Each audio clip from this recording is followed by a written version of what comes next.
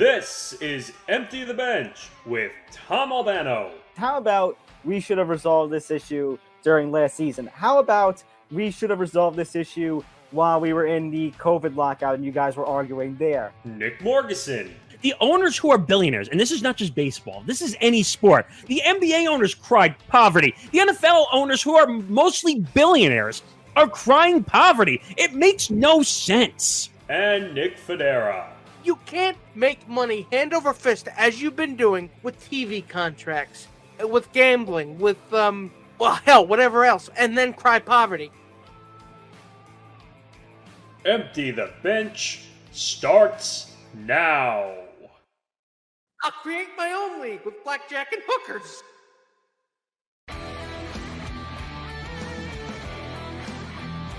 Blackjack and hookers.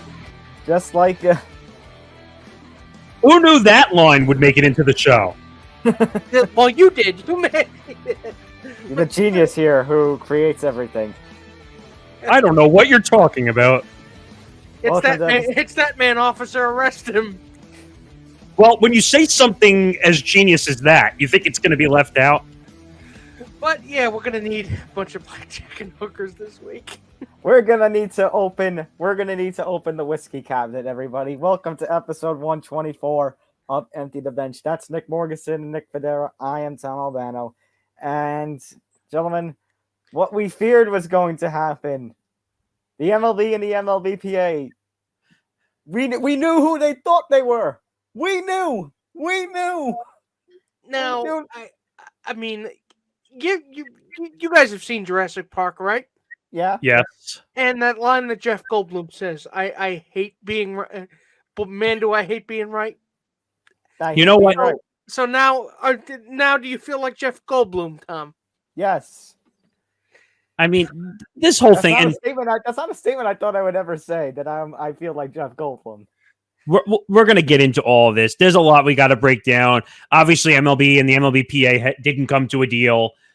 And I would like to say that I'm not surprised by this. And Tom is now just going to go off into a corner in the fetal position, not watching baseball for the whole season. So,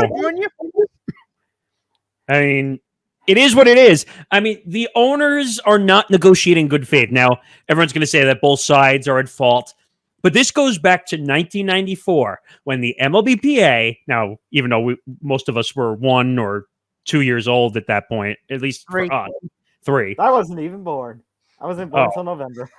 So the MLBPA had to bring MLB into court for negotiating in unfair faith.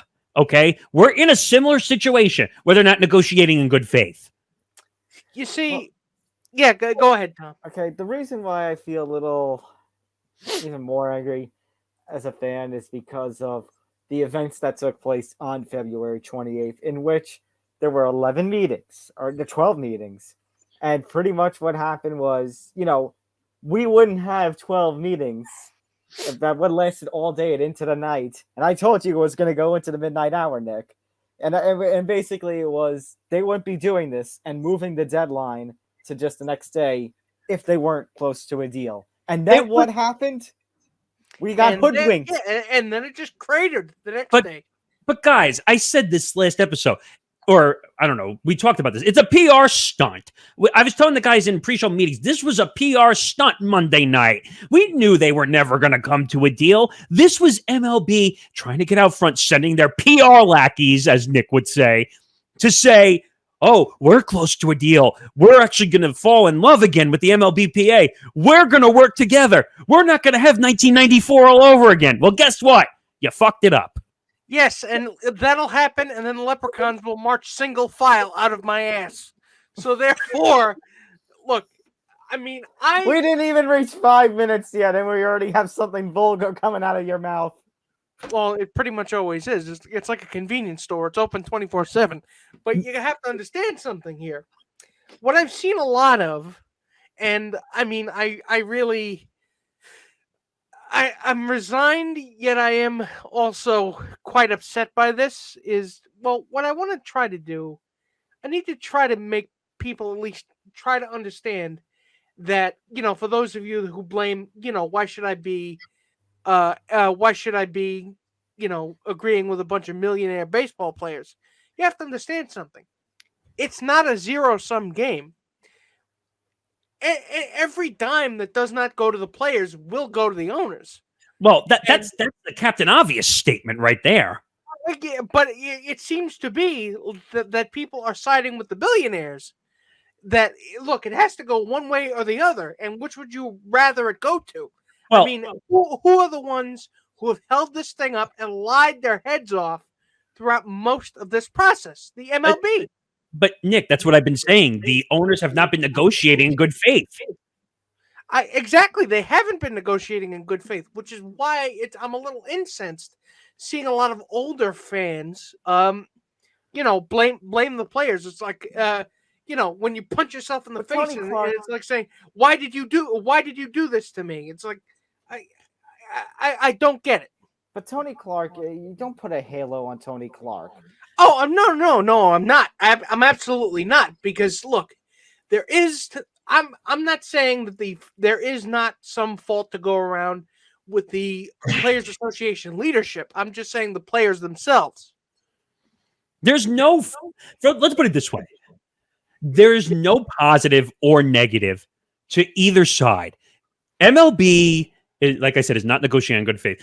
MLBPA, they're set in their stubborn ways to get a 250 CBT, which we all know the owners are not going to agree to. We'll get to that in a second. But the owners are greedy motherfuckers. That's what they are. I mean, exactly. But all of the advancements that MLB likes to tout over the years, I can't say like free agency and things like that. All of it, from a historical perspective, the owners had to be dragged kicking and screaming to agree to it. Need I mention Kurt Flood? I can't say all of the owners though are in that boat. There are owners who actually do spend money on their team, but then you have owners like down there in the good old Tampa Bay and over in, I'd even say, Oakland, that will put the money. Pittsburgh, that will put the money in their pockets and not spend Baltimore on an actual team. Baltimore, Miami. Conveniently Miami, which is another thing we got to talk about. Yeah, we're going to get into that. On that day, on that very deadline day, they lost Derek Jeter. What people are forgetting, and I said this last week, and it actually got us a lot of trend when we talked about it when I brought it up, the Atlanta Braves, who were $100 million in profit, World Series champion Atlanta Braves, first of all. They're complaining about poverty when they made $100 million in profit and they made extra money off the World Series. That's when you know you had a problem in the sport. That's when you know you had an issue of cheap. That's when you know when you have an ownership group in the Dodgers of all teams that have guys like Magic Johnson and Stan Kasten and all these guys who have money. They don't know what they're doing. They act like they're working out of rural Kansas. But since when did Atlanta cease to be a major metropolitan city? Actually, Nick, that's another one. Kansas City Royals. That's another team that doesn't spend money. That's Missouri, not Kansas. But again, Kansas City's. I don't want to turn into Captain Pedantic here. As I say, Kansas City's not an A market though. That's a B or a C. What, Kansas City? No, they're in Atlanta is a major market. I said Kansas City. No, Kansas City. He was saying. Kansas City's a B. Yeah, I agree with you there. But let's not. Again, Tampa Bay is also a major. Tampa is also a major metropolitan. No, it's not. No. Nick, it's not. It's actually, believe it or not, Tampa Bay was the first expansion team that came into the league after everybody was in, and they were looking to put expansion teams in smaller markets to build the league. Well, Tampa, they weren't the first. They weren't the first. They were in 1998. Whether it is or not, they were the first after the one of the cash. I'd say they were after the strike, but it was Tampa Bay and Arizona. Right. And by the way, talk about Arizona, who's come around after all these years. But the way I look at this, the owners locked out the players. And I brought this up to the guys, and I think you partially agree with me. I think that the owners are choosing to lock the players out. The players I fully agree with you. The players didn't walk away. It is a lockout. If it was initiated by the player side, it would be a strike. Right. So that's my point. And I'm trying to explain to every delusional baseball fan who thinks that the players just said, we're not getting any money. We walked out. The players actually said they would be willing to play while negotiating behind the scenes. That was said. And they made that very clear at the outset of this. The only problem I have talked about with the lockout issue was what when you mentioned, Nick, about how they can't withhold pay and MLBPA should sue, because you know my thoughts. If that happens, if the players aren't willing to meet the owners halfway and the owners aren't willing to meet halfway, guess what? I don't think we see one pitch thrown this season. And by the way, you know what would happen if we don't have a 2022 season. The sport is fucked, but that's a whole different thing. Dead. It's dead. And by the way, what people are also ignoring, especially from the MLB owner standpoint, it took them 43 days to get to the table to have a first discussion. 43 days. This happened December 2nd. They were locked out. Yeah. December 2nd. We had 2 months. We had 2 months. You're telling me you couldn't get your asses down to Florida? No, you know what it is, Nick? Nick? During that interim period and start talks? No, Nick, I'll tell you exactly what that was. It's the owners feeling pity on themselves because they feel, as the rich, less than 0.1% people out there, they believe it's their way or no way. That's what it is. Exactly. If I may paraphrase Shakespeare, it's crying poverty and let slip the dogs of self-pity. And by the way, the one thing that I will give the partial benefit of the doubt to the owners is that there was a COVID-ridden season of 60 games. I understand that. Now, technically, they could have had 100 games if they actually got back to the field when they should have. That's a whole different issue. But we can't have nice things, so. But I understand why the owners are partially upset because they only had a 60-game season. Now, the least you can have is 156. Now, and most of those first 2 series are divisional games. I don't even know if it's going to be 156 because now a report that came out last night is that another 2 weeks of spring training has been taken out. So you're not going to see the first spring training game. You can't see it until March 18th, the earliest. That was semantics because the spring training was officially kind of canceled anyway. Okay, but my point, this goes back to what we were talking about in the live stream deck. That means goodbye March, goodbye April, and most likely goodbye. We're reaching now goodbye at least parts of May now. And by the way, I think I brought this up also. Buster Only, who's been on this from December 1st of all times, he talked to a sourced agent. I don't know who it was, and he said goodbye until Flag Day, June 14th. And what did I say to you, Tom? If that happens, you might as well not have a baseball season. Yeah, pretty much. You're gonna have what we should have had in COVID, which is a 100-game season. But even then, it's not right. And you know what? Flip to the next, because this has to do with the next part of this. Okay, no, because I do have one other update from the previous night, and that is that basically now the owners and Players Association are briefly talking again, and it seems like the owners are starting to give a little, but the owner says the owner side say it would come at a price, and you know what that is? 14-team playoff. Yep. Which, by the way, that will freaking destroy the sport.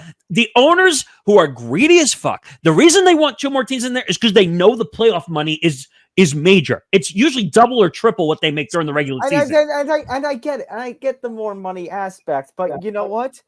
Here's the thing, guys. Here's the thing. In basketball, Nick, half the league makes the playoffs. In hockey, half the league makes the playoffs. In football, we had 12 teams and now it's 14 teams. So it's essentially just under half the league.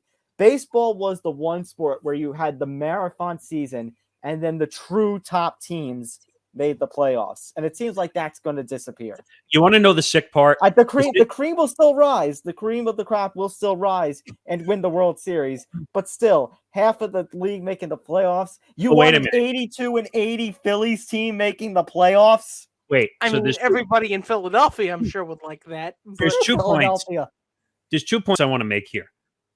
One, the reason they want the 14-team playoff.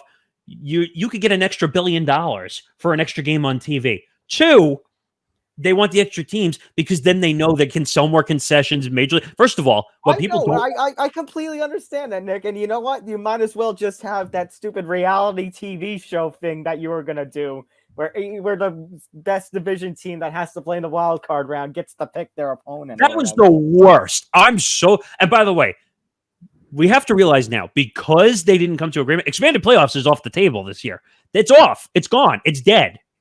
No, they wouldn't be doing it anyway. If you're telling me if we're forced to have another 60 or 75 game season, they're not going to do the 16 teamer again? Oh, it's dead because they don't have enough games. The whole point of having it was to have the regular season and to have the extended playoffs, to be fair. When we're talking about this, I'm sorry. Why the hell are we even going to have a 2022 MLB season if this isn't going to be resolved till June or July? You're right. It just seems counterintuitive. It really does.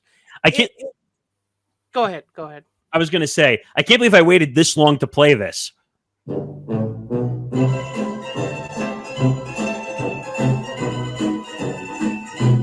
Oh, you could play that music continuously through on a loop throughout most of this this segment here, because we are just, not only is it a cascade of failure, it's a pyramid of failure. And by the way, we need to talk about one other thing. Nick didn't get. I don't know, Nick. Did you watch the press conference or no?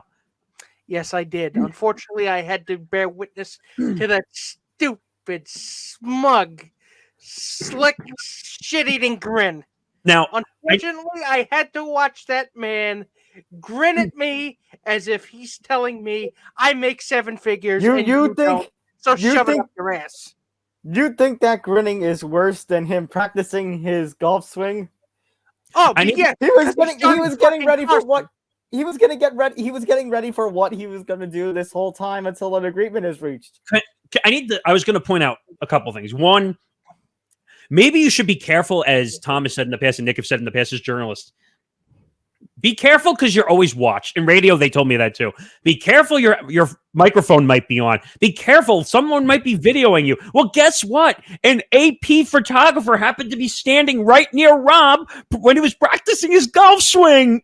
Which I can guarantee you, when that photographer looked at his photos and saw that, he's like, "Oh, okay, I know what photo I'm running with." How long is the MLB lockout going to last? Forever. Wow. Wait a minute. Because giving him a fiddle would be too on the nose. But Rob, and you guys say I'm master of the obvious half the time. I think I'm right here. He's gotta go. Go. You've been saying that for the better part of a couple of years. It's just obvious. He's done. Look, I'm not. I try to not make as many bold predictions as Mr. Morganson does, but I gotta say it. He's done more damage to the sport than Bud Selig has in about 20 years.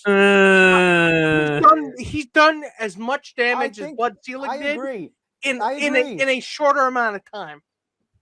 I don't agree with you.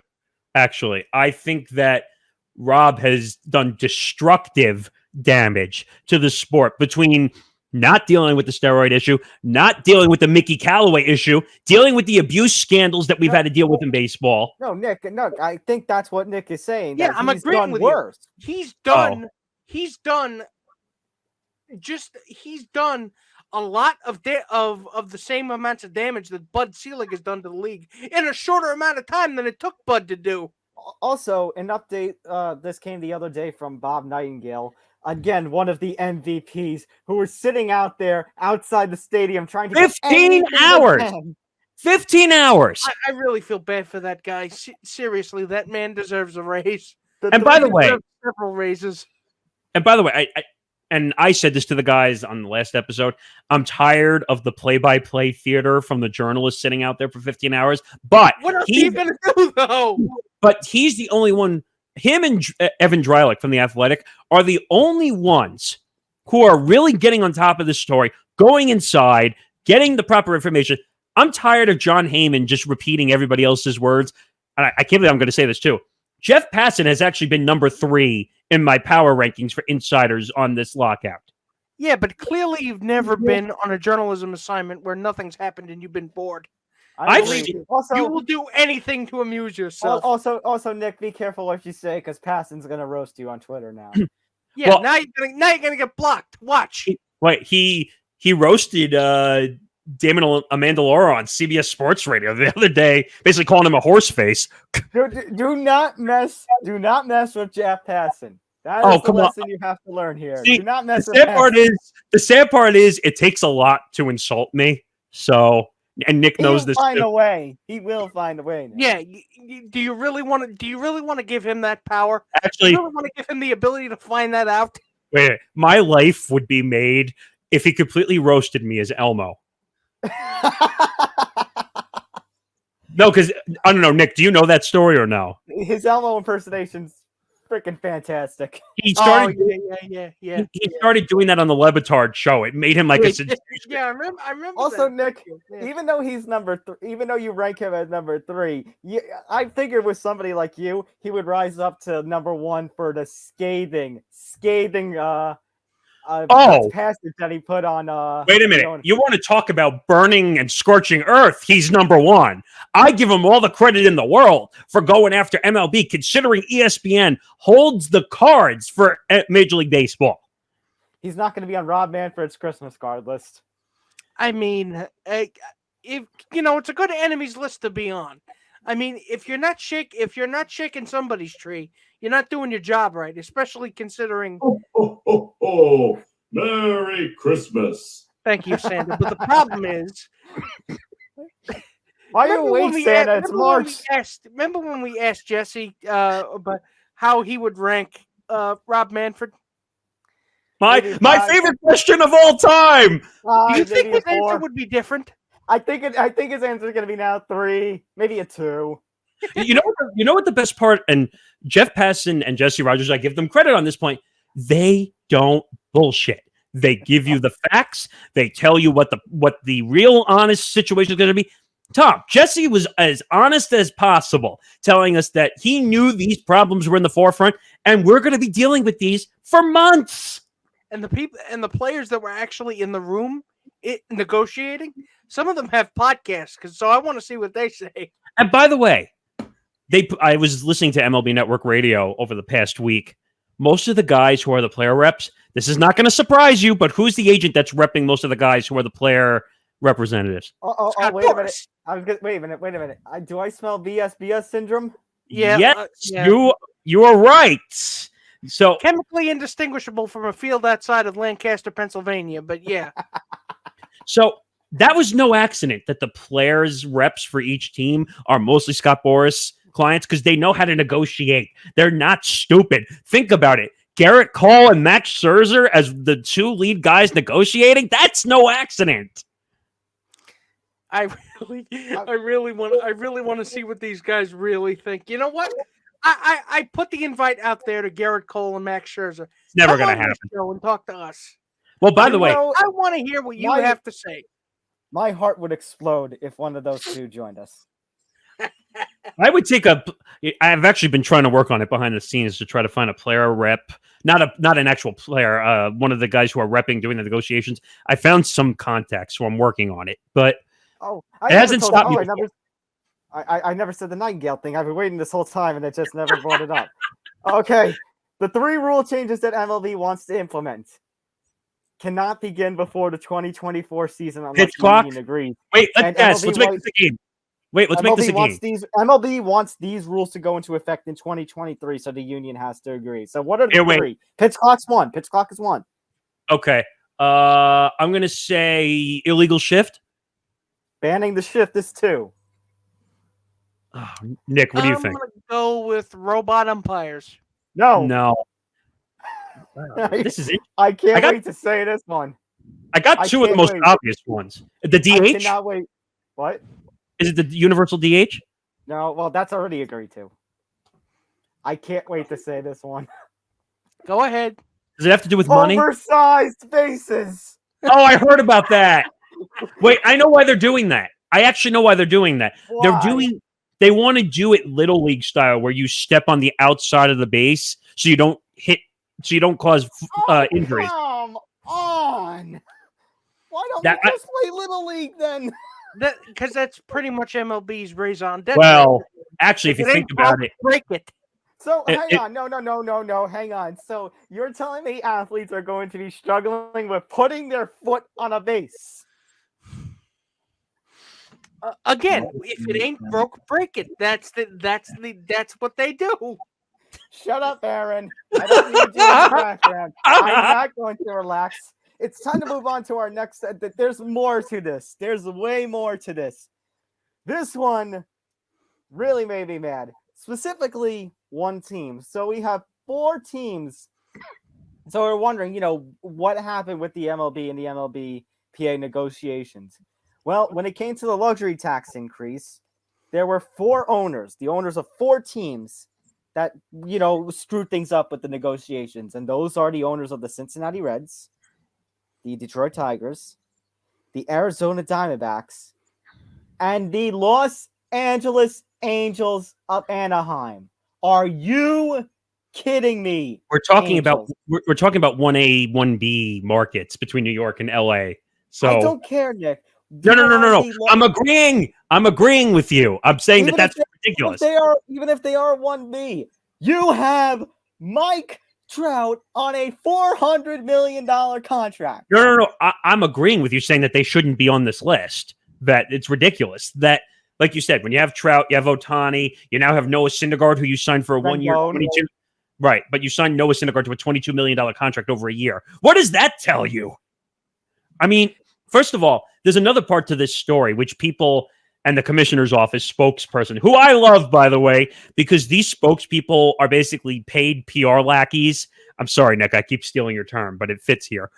And basically, it came out as a nasty rumor that the meal money was being calculated in the luxury tax.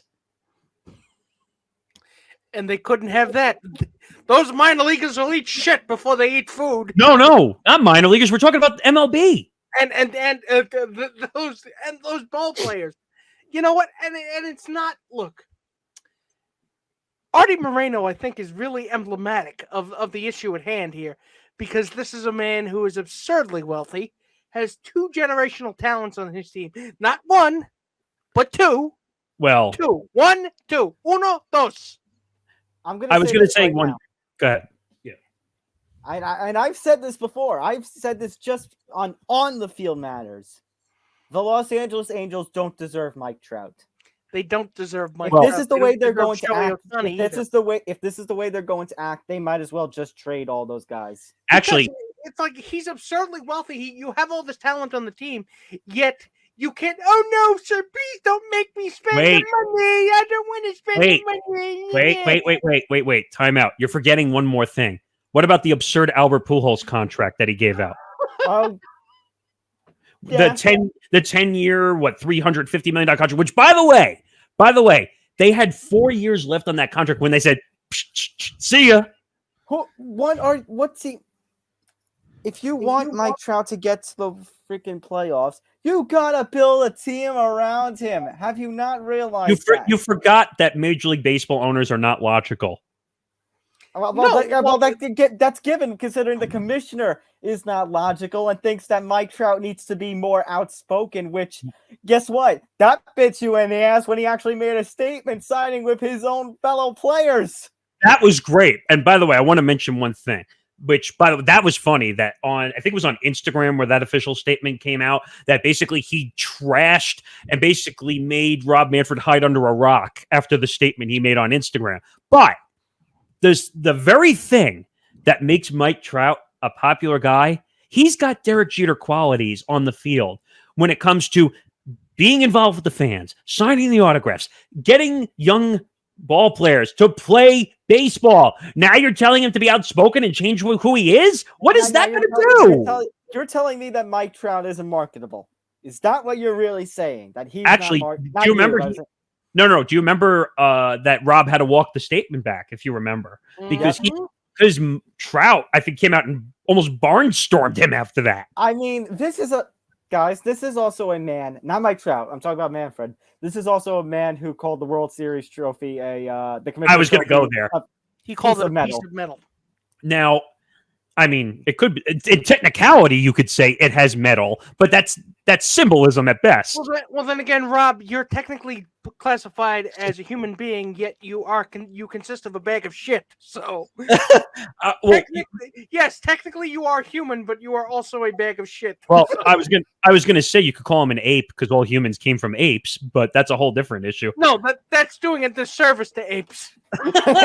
Yeah, really. Well, Gorillas. actually, wait a minute. Gorillas are going to look up from grazing at a zoo. Are you saying? Wait. Are you saying the Welcome MLB? to call me?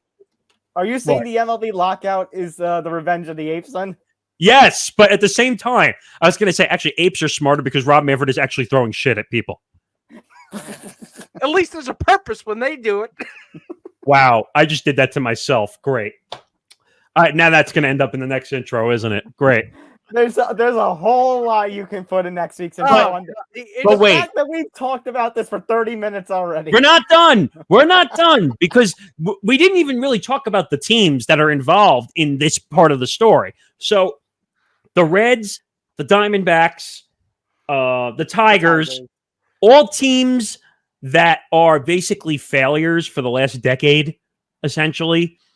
Well, the Tigers are just starting to turn it around, I'd say. But the thing is, the owners don't want to spend. If they're not going to compete, they're just going to put the money in their pocket. And another thing, Detroit is no longer a major metropolitan city, apparently.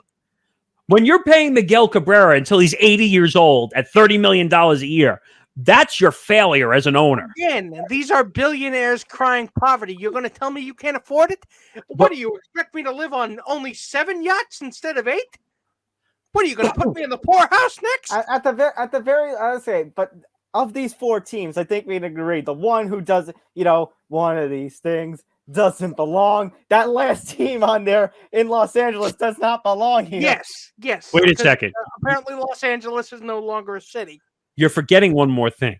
You need a 3/4 vote. You don't need all the owners. If you can get 3/4, which I think is 23 of the 30.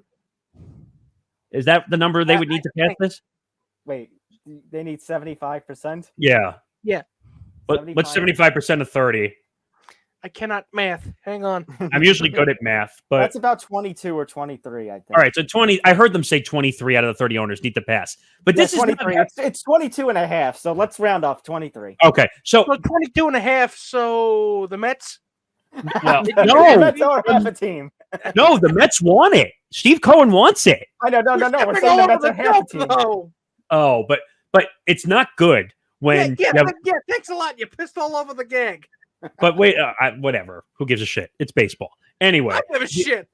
The Angels, the Diamondbacks, the Reds, the Tigers. That's 4 teams already. And we already know there are plenty of teams that don't like the CBT. Or the luxury tax. I laugh because it keeps me from crying about these things. Okay. No, I was just going to say, and the meal tax, the meal money being counted, that is the dumbest thing of all time I've ever heard. Okay. Now let's move on to. I was going to go on to one other part of the story, but let's go to since we're talking about the owners and spending and the CBT. Let's go to this one. So the owners got hit with a little bit of a blow on the very day of deadline day, the original day, February 28th, when Derek Jeter, who, if you remember, even though he wasn't the big owner of the Miami Marlins, he is the figurehead and CEO. He stepped down on February 28th as CEO, and the reports started to come out. It was a bit of a shocking move. And then the reports started to come out that basically Jeter said, you know what? We during the 16-team playoff in 2020 in the COVID season, we actually won a playoff series and got a lot of attention. Our team was starting to, turn the corner. It's time to spend, basically. It's time to get the stars. It's time to move on to that second level of building up the team. And his fellow owners basically told him to, basically. And that being the case, I did the minute on it, but I'll expand a bit on what I said because I didn't really get a chance to say everything I wanted to. So I'll say this.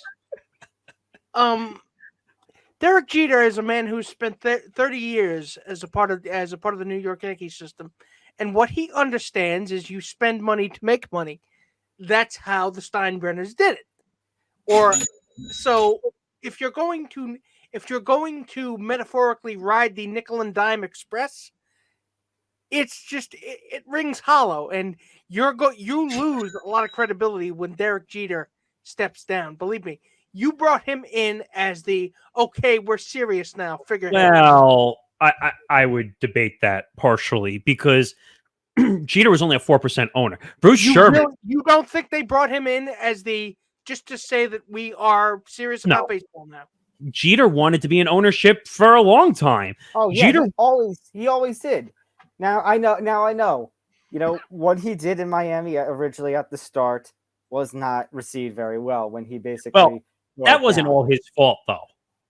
You're right. It wasn't all his fault, and you know what? Sometimes we get into a debate about the Stanton contract here in New York. You know, was it actually a good thing on his part? But in reality, listen, when a new ownership comes in, what usually happens? There's usually some sort of pandemonium, disaster. There's usually some sort of teardown. Now, you have to admit that there has been even if it wasn't the greatest turnaround, a little small turnaround. You have to give credit where credit is due. The Marlins, after that 2020 COVID-shortened season, the Marlins were a bit of a talking point with baseball, and it looked like that sooner or later, you know, the full turnaround was going to come. But as Nick said, you know, maybe Jeter wasn't the best owner. Maybe Jeter, you know, you had your doubts, and, you know, maybe Jeter didn't come off great. But Jeter understood, you know, as Nick said, as he's learned here in New York, sometimes you have to spend money to get to the top. And the Marlins are proving to be an example of these owners that are causing the issues in which they are putting the money that they're getting from the revenue sharing into their own pocket and not spending it on their players. By the way, Derek Jeter played his hand early, trading Stanton to what team? Let me hear you. What team? The Yankees, but Nick, remember something. It was Stanton's choice. He had a no trade clause. They wanted to trade him to St. Louis originally, and Stanton told them. Yeah, but he could have just said no and stuck the contract out. Again, I really don't begrudge him that. What I begrudge the Marlins about is, again, this is how he understands how teams are supposed to be run. And Nick, we need to remember the history of Marlins ownership. I'm going to screw the name up because I got it wrong last time because I confused him with the Sixers owner. But actually, not the Sixers owner. Are you talking about Jeffrey Loria? Yeah, Jeffrey Loria, who was probably one of the worst MLB owners in the history of the sport, basically sold off for a massive profit and ripped off the taxpayers. Wait. You mean Jeffrey? You're calling him one of the worst owners in baseball? Not one of the worst owners in sports, period? Well, I'm saying he's been in multiple sports. Yeah. No. I understand, but we're talking about baseball at the moment. Trust me, he's a bad owner in the NFL too. But he basically screwed off everybody and walked away with a giant profit from the Marlins for doing nothing. Nothing. He screwed over. Oh, and by the way, he also screwed over. And this is not the first team he screwed over in baseball too. Also screwed over good old Montreal, now in Washington. Well, he's the reason why the Expos don't exist anymore. That organization has been fucked up for a long time, except for the one World Series they won. What was it? What year did the Nationals win? The Washington Nationals won 2019. But still, you know who was in charge before those final years before they moved to Washington? Loria. No, I know that, but I don't know. This organization has been fucked up from the time Loria was the owner. Okay, they've been fucked up even before that. They were. Oh, wait a minute. Wait, they were known as the team that constantly sold off after winning a World Series in 2003 and 1997. No, but there were more. No, two times. I get it. They accidentally won the World Series. And by the way, if it wasn't for Moises Alou and the whole Bartman situation, they probably wouldn't be anywhere near that World Series, to be quite honest. So, who knows? And by the way, when you're selling off guys like Pudge Rodriguez, Carlos Delgado, and so on, you're telling me you're selling off stars because, I can't afford it. I think we opened up a lot of wounds for a whole Marlins and The Marlins organization is a joke. And guess what? Bruce Sherman's going to be next to walk away.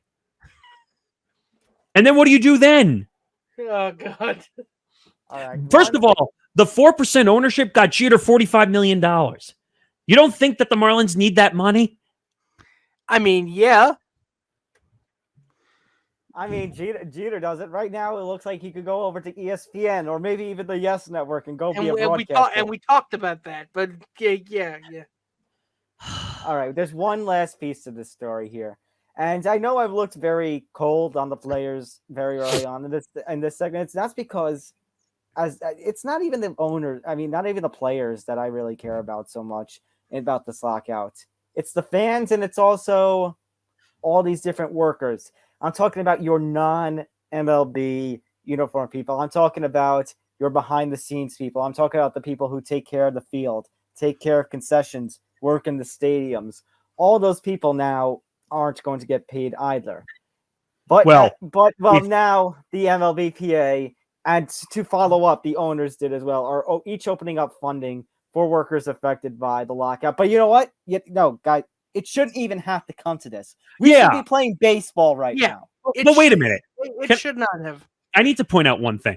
This seems like a dumb argument where both sides are. Think about this for a second. You could be playing baseball right now, but no, let's put aside a separate fund where both the owners and the players are putting money towards their employees. Why don't you just get the fucking deal done? Which, by the way, $1 million is chicken feed. I mean, you could easily wait a minute 10, 20, 30, 40 times that much. Nick, I'm going to steal your line again. The owners could wipe their ass with $1 million. Exactly. And there are some not all players. I can't say all players. Your 24th, 25th, 20, especially actually no, not even 24 and 25. Your 26th through 30th men get screwed because they can't even play on their minor league teams now because they have to honor the picket line. And Nick and Tom, I'll point this out as well. The part of the argument, the minimum salary between $655,000 and $725,000. Wait. Can you imagine if all you had to do, and I know this sounds way easier, and I'm being facetious when I do this, but can you imagine being able to play a sport, walking on a field, and making between $600,000 and $700,000, and a ditch digger or a garbage man or someone who's out in the middle of the pandemic as a doctor, getting all these people healthy will make nowhere near that money that they're fighting for. Again, as I said, it's a zero-sum game. If it doesn't go to the players, it goes to the owners. But Nick, they were arguing over $50,000 for a minimum salary. It's a matter of, again, it is the money has to go somewhere, and if there is an excess of profits, I would rather it go to the players and not the owners. And Tom, I'll point this out because they're the ones that produce the labor.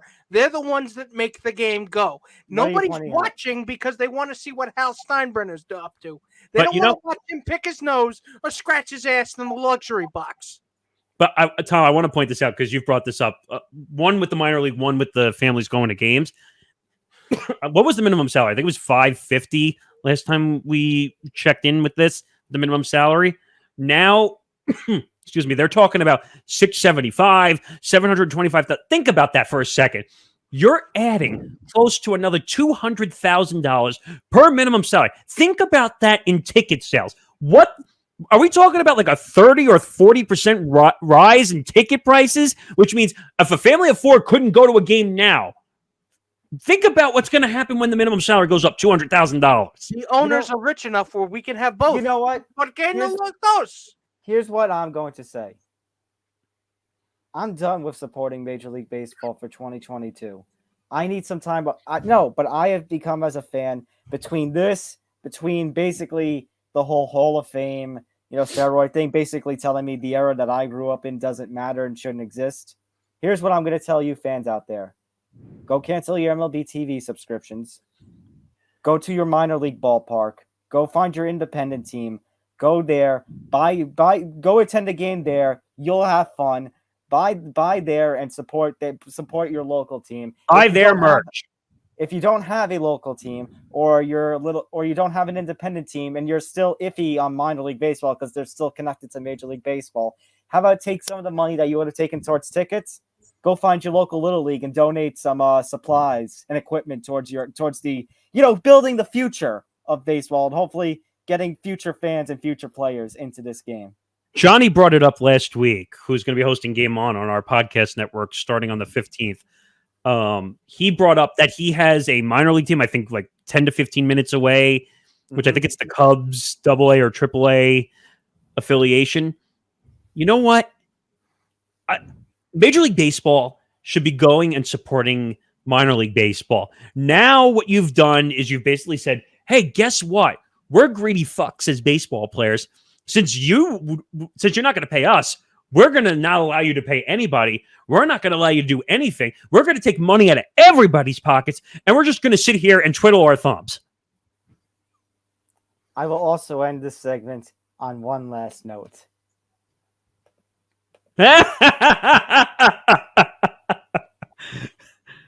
It's kind of true, actually. I mean, either should or get off the pot. I mean, there's an opportunity here.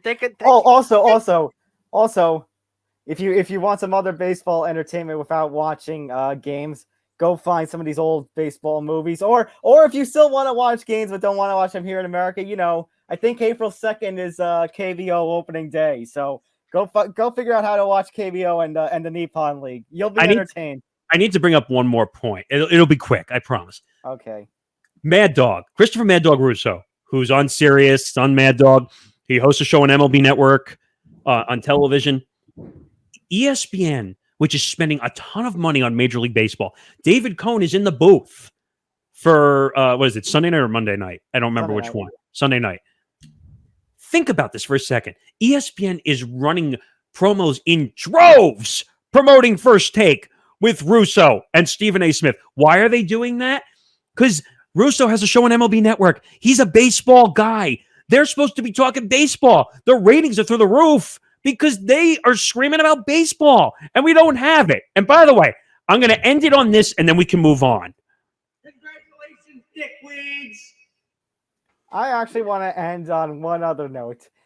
In regards to that February 28th negotiations, the 12 meetings, and the pushing off of a deadline, you mentioned ESPN, you mentioned personalities, sports personalities. Well, as one ESPN personality said, we have been hoodwinked, bamboozled, led astray, run amok, and flat out deceived. Yeah! I mean, pretty much, yeah, what he said. In other words, baseball has told us to go fuck ourselves. So I'll give you one more. Look at all the failure. Yeah. All right. Let's get to a little more serious matters. Let's talk about Russia and Ukraine. So we didn't get a chance to talk about it last week. The ongoings that have been getting pretty damn ugly over the last week and a half, 2 weeks now. It's more. It's been quite a few. It's probably been close to a month. It feels like now. The fights have started before they actually went to war. Yeah. So we actually we have seen, on the political end, sanctions going into Russia, but it's also been in the athletic end. For instance, I know this isn't as big as political, but Russia has been officially kicked out of the FIFA World Cup and the FIBA World Cup. FIFA originally said, hey, you're not going to be allowed the flag, you're not going to be allowed the anthem, but the team itself can still play. But the teams in the pool basically said, no, we don't want to play them. And eventually FIFA was forced to acquiesce, even going to the point where EA Sports, who makes the FIFA video game and makes the NHL video game where you can play as international teams, they have removed Russia from those games, from the video game. So they're getting Olympic treatment, essentially, is what they're doing to all the Russian sanctioned teams. That's what they're doing. Now, it was originally going to be that way. Now they're completely out. Well, and unfortunately, this is the political world we unfortunately live in, where when you're dealing with a situation of war, and I don't think I'm speaking too far out of left field, I'm trying to avoid the politics situation because that's not what we do here on this show. But unfortunately, I think this is the U.S. basically saying, hey, stop making money on our soil. That's essentially what they're doing. not just the U.S. This, if we're talking like FIFA, this is the entire world. But I'm saying it started with the U.S., where they're trying to cut off the money, the stock market, the ruble, which is their financial stability being lowered, and now it's gone from the U.S. to the entire world, and now, and it's even. No, and I think the UK. I thought the UK had sanctions first. You might be right. The UK had sanctions first, and then the U.S., and then everybody else. Yeah. So it happened in tennis too. The Ukraine player originally didn't want to play the Russian player. That fueled her up to beat the Russian player, by the way. And there's no victory. This is one of those stories where we can't be right. Someone will scream at us for one thing, and someone will scream at us for another thing. There's no winning. And you know what? And I understand. Humans and unfair. War is not even a fair thing. But you know what I think of? I think of these, players. Let's think about it. Have you guys seen the videos of like people in Russia basically, being confused? People out there in Russia protesting. Oh yeah, they didn't ask for this. Right. Think about some of these players. Some of them may not have asked for this, and yet they're going to be screwed because of the actions of their country. Well, you forget because one of thing. because of the actions of who Unfortunately, over one there. man. So Well, you forget one thing also. In Russia, the athletes, and also in Ukraine, the athletes are going back and fighting for their sides of their country. Yeah, Vitaly and Vladimir Klitschko are in Ukraine. there on the ground. Alexander Usyk, who holds 3 of the 4 heavyweight championships in boxing. Actually, you know what? Let me throw that one out. All 4 boxing sanctioning bodies, WBA, WBO, IBF, and WBC, have said we are not going to sanction any fights in Russia. The WBA says, you know what? We're going to remove the Russian flag, and in its place in the rankings, when we have RUS next to a fighter name, we're going to put something like #peace or #no war instead of the country. Even instead of if they hold a regional title, they'll do that. The WBO was considering stripping Russian fighters of their rankings completely. See, I don't know. I don't know about that. I agree. I don't know about that because you know what? You guys, we've talked about how hard it is, in the UFC and boxing. If you're not a big guy, you're not making a lot of money. Yeah, and we're not, and they're not the ones who told Russia to invade Ukraine in the first place. Well, they're not the movers and shakers in geopolitics. Well, right. I was going to say it's hard to hold certain people responsible. Look, I'll give you another situation. Alex Ovechkin, who, first of all, the NHL media are a bunch of dicks because they kept asking him his thoughts on Russia, and apparently there's rumors that he's friends with Putin and all that stuff. Yes, no. He is friends with Putin. He is. Do you remember last year when Artemi Panarin had the whole issues with Russia? Ovechkin came out in support of Putin instead of in support of his fellow NHL player. Okay, and I understand, and that's totally wrong, by the way. But it's not. Nobody's disputing that. But it's not fair sometimes what the media does, and you should know this too, and I know this too. That sometimes the media. I know. Wait. The media sometimes pokes around looking for answers on purpose. But you have to give credit to Ovechkin because he has a fine line to walk, and he somehow managed to walk it. Yeah, he did come out against the invasion, didn't he? Yes. He came out against the invasion, but he said basically he's still aligned with Putin. You have to be careful because I really Wait a second. The difference you have with Russia, first of all, communist country, you can't say whatever you want. It's not a communist country. It's not a communist country. But okay, but you still can't, they don't enjoy the freedom of speech that we have over here. Yeah, obviously. You've seen these again, going back to those videos, you've seen these Russian protesters, young Russian protesters getting arrested. Yes. We're seeing kids getting locked up in jail. They're saying for 5 years for protesting Putin. And at this point, I mean, it does behoove us it does behoove the rest of the world to focus on sanctioning the man, not the country and its people. Because most of Russia, unfortunately, sometimes you do have to sanction the country. Unfortunately, they are inextricable, and that's the tragedy of it. There's no victory. I'm going to say it again. I'm going to go back to the beginning of this conversation. And I realize it's a fence-sitting statement here, but I'm trying to be as No, diplomatic, because be as diplomatic as possible, while saying that this is an absolute tragedy that keeps occurring. I hate to say this, and I hope you agree with me, Tom, from the UFC and the fighting point of view. Mhm. It's not fair to remove their rankings if they didn't do anything to cause this situation. It really isn't. I'm fine. I'm fine with what the WBA is doing, where they're just putting hashtag no peace. I mean, no That's war, fine. hashtag peace. That's fine. I don't know about the WBO though. I don't like that idea. Let me ask a question. So, because of stupidity of other people, you're going to hit people's financial well-being because of it? These guys are not oligarchs. They're not Russian oligarchs. They're just fighters. They're boxers. I'm at least thankful that in the case of Usyk, they're putting him and Joshua's rematch on hold until he can come back from the war, if he comes back. See, the difference between Ukraine, Russia, any other Eastern country compared to us, they go and they fight for their country. They don't have it as well as we do, where we have a full, powerful military that goes out there and fights for our beliefs and what we believe in. They go out there and do it for themselves. I mean, you got to applaud that, but again, it's a difficult situation no matter what way you look. As I said, you can't win by saying Russia is bad. You can't win if you say they're good. You can't win. You can't win either way. War has no winner. Exactly my point. We all lose.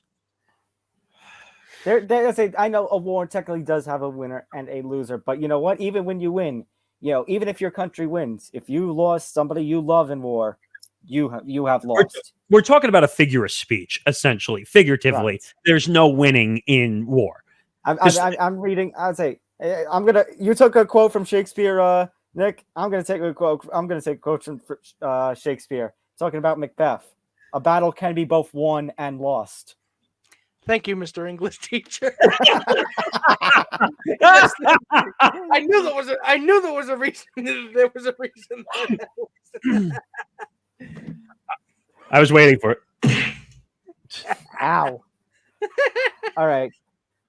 Let's stay in the combat world. Actually, there was one other thing about Russian sanctions, guys. I brought up the XLB idea, talking about when my little mockery events. No. You want to know how bad it is with Russia?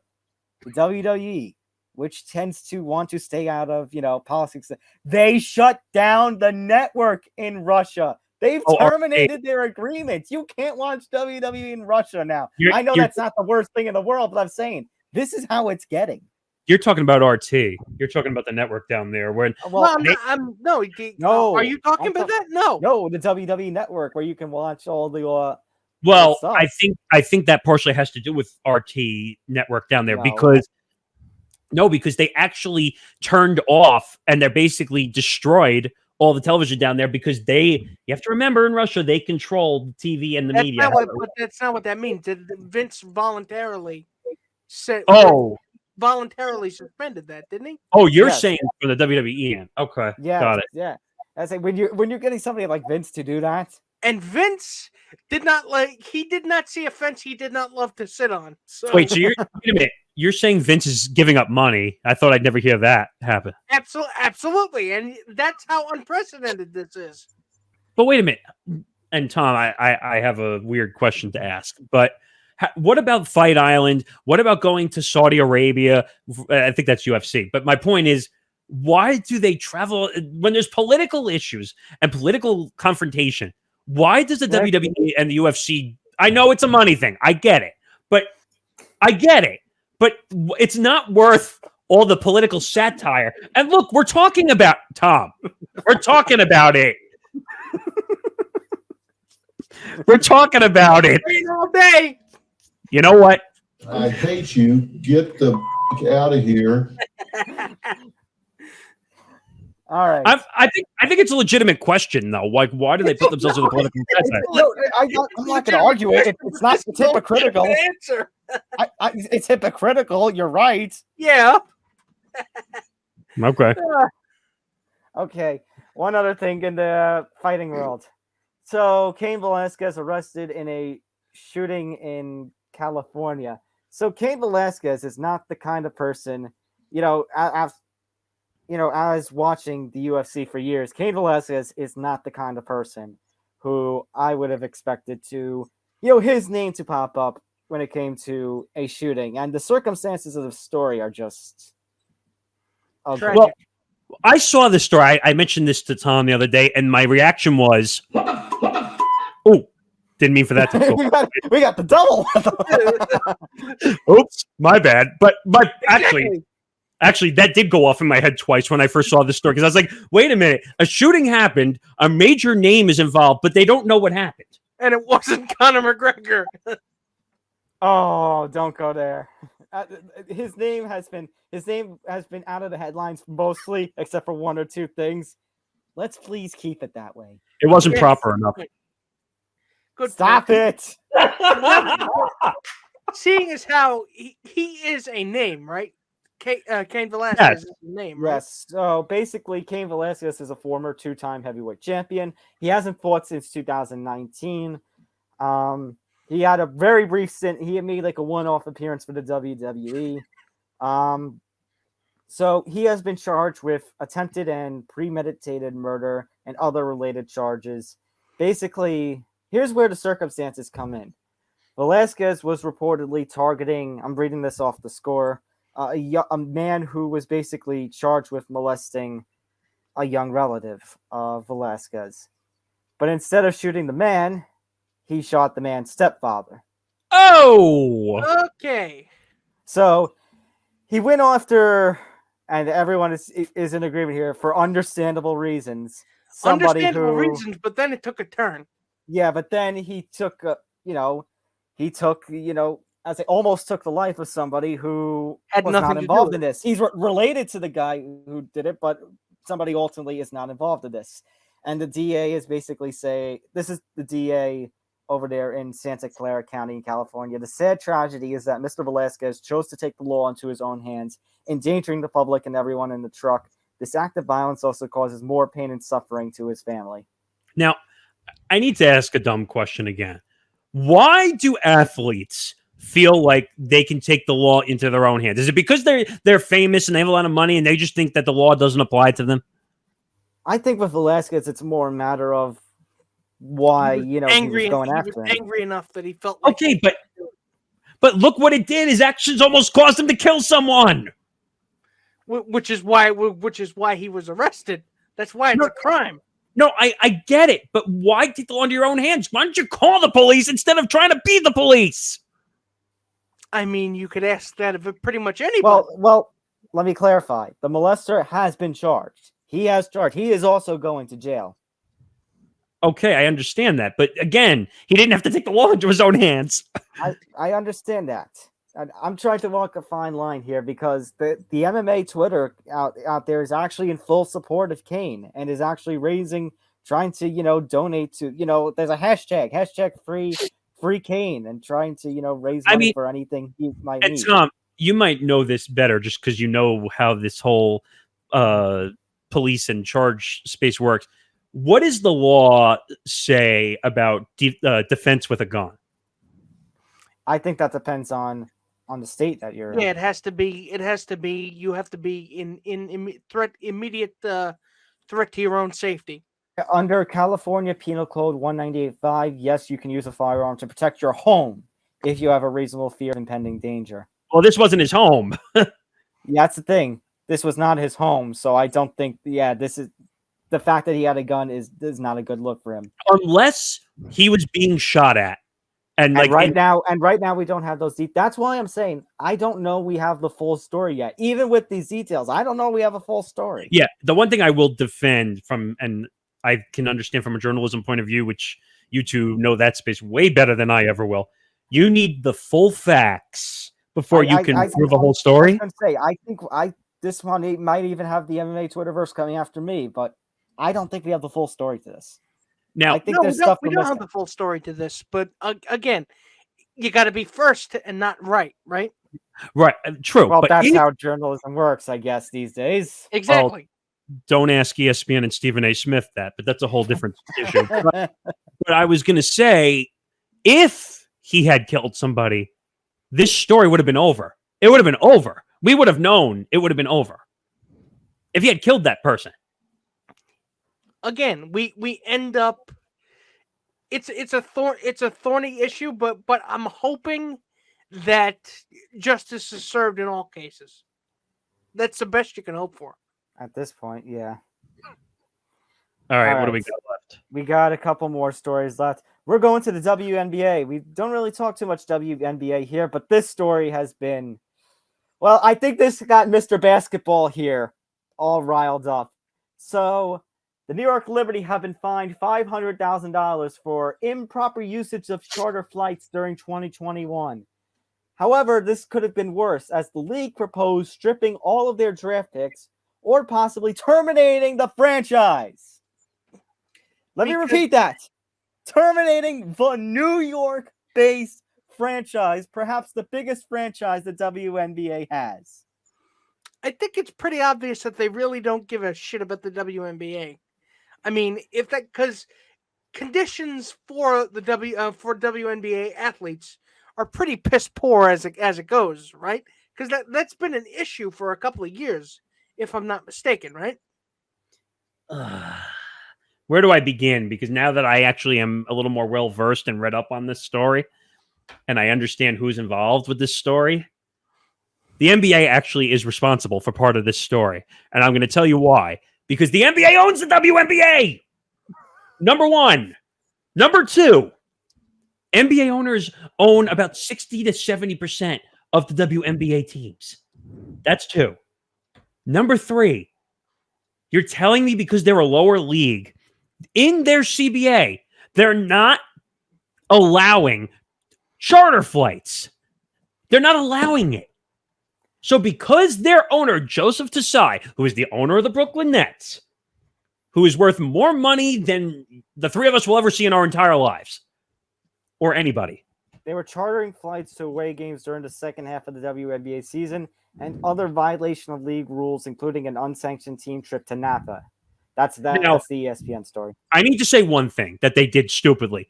And if you remember when we did the Timberwolves story, when A-Rod is partial owner of that team, and he took his team on a charter flight, I think to Florida for a training session and a bunch of and a nice meal in Florida, they got fined and sanctioned for that. So this is not that different.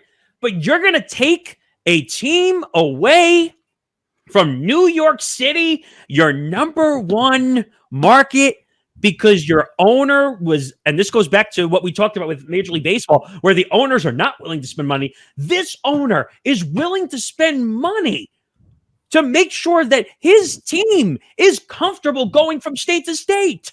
Are you kidding me? I mean, yeah, you pretty much said it all. So I don't think I need to say anything. Mr. Basketball has said it all. I think you pretty much summed it up. This is stupid to me. Even the WNBA doesn't care about the WNBA, unfortunately. And by the way, there's one wrinkle to this story, and you got the fine number right. But originally, the fine was $1 million. I'm not even kidding. You know how he had to negotiate it down to $500,000. All because he wanted to make sure his players, because the rule in the WNBA, according to the CBA, is you have to fly commercial. Because they really don't care. Gentlemen. It's a women league. Who watches that? Remember? Wait a minute. Gentlemen, do you look at any other sport where any other professional league flies commercial? Can you name one? I can't. I can't or anymore.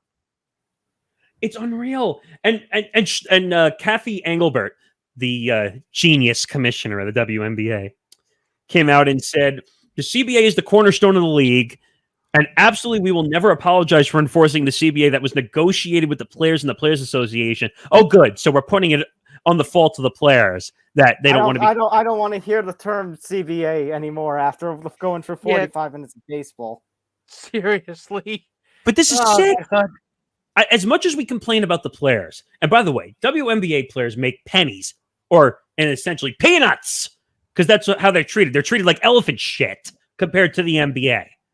You're telling me you can't at least make them comfortable so that when you treat them like puppets, which is what the league does, they should be allowed to be a little comfortable so that they can make the little money that they're allowed to make. I know, I'm angry. One last story. And I know what? WNBA, they're going to come after me, whatever. I don't care. I would have said the same thing about the NBA if they did the same thing.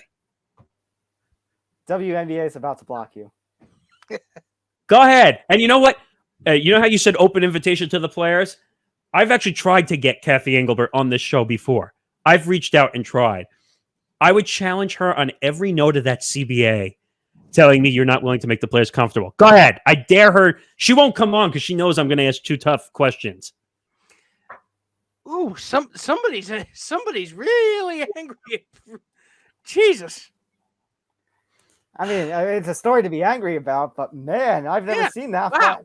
That's some NBA's level fire from you. Yeah, seriously, I feel like Mean Gene Okerlund should be shoving a microphone in your face. It's like The NBA, even the weakest teams in the NBA get charter flights and they don't get complained about.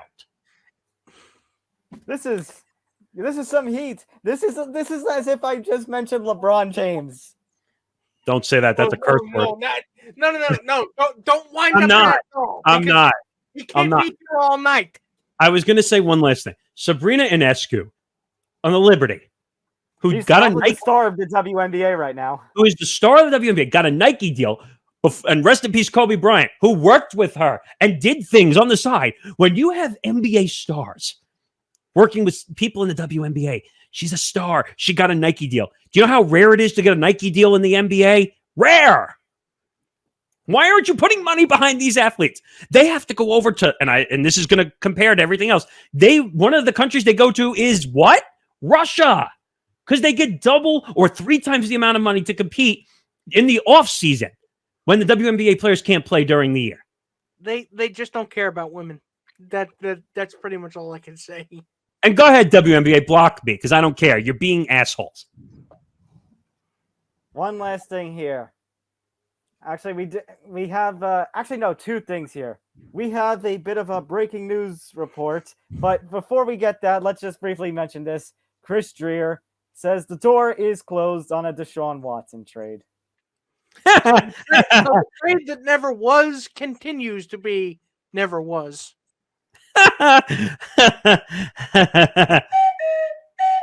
That's what I think of that. I mean, it's not like we can make our cases thought on Twitter because God forbid Deshaun Watson won't see it because he's blocked us. Wait a minute. Is that basically Chris Dreer saying, hold my beer, I'm not doing this for you?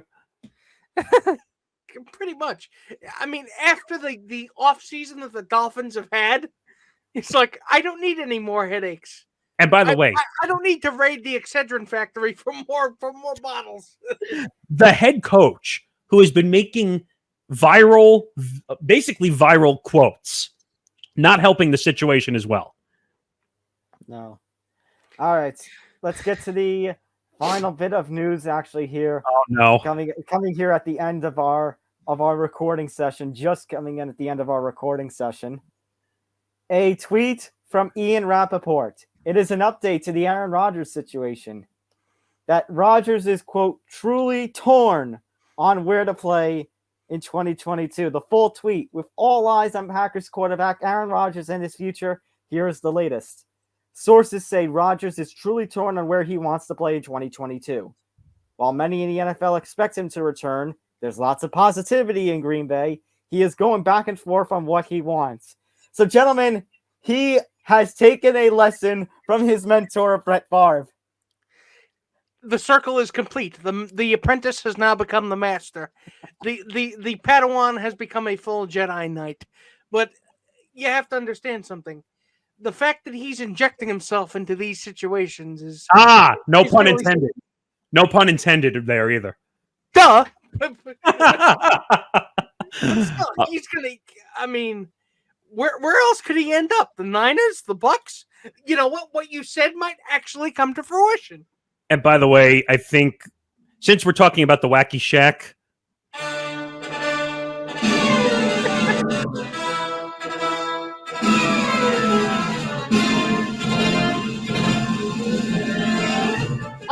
if Aaron Rodgers deserves this treatment right now, considering the madness we've got with MLB. Seriously, I mean, he's a full clown, but maybe it's just the red nose and not the rest of the makeup. Yeah, but that's Rob Manfred who has the rest of the makeup. Believe me, he has to borrow the clown makeup from Rod Manfred. And by the way, at the risk of making Nick angry, RELAX. SHUTUB.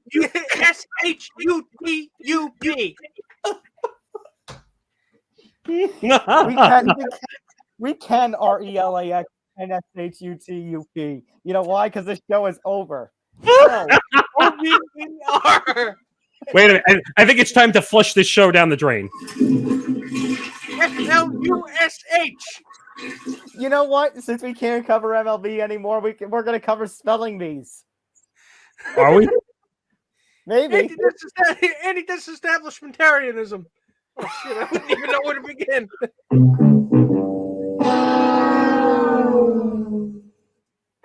Okay.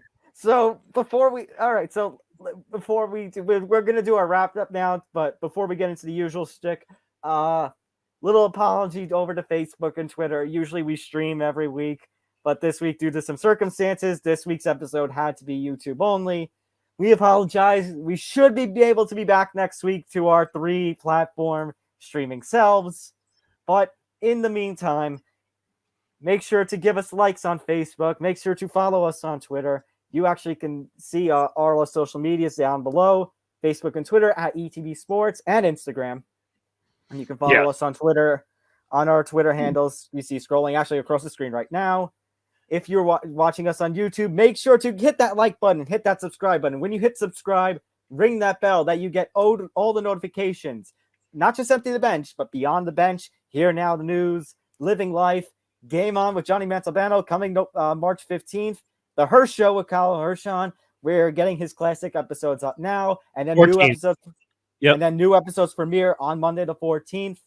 We've got a lot of shows in the works. We've got a lot of good stuff going on here at Empty the Bench and the Empty the Bench Podcast Network. So ring the bell. Ring the bell! What he said. Ugh, All right. I'm tired. Ugh. I am as well. So for Nick Morganson, for Nick Federa, I'm Tom Albano. We'll see you next time, everybody. Take care. Good night, everybody. Good night. We'll see you next week.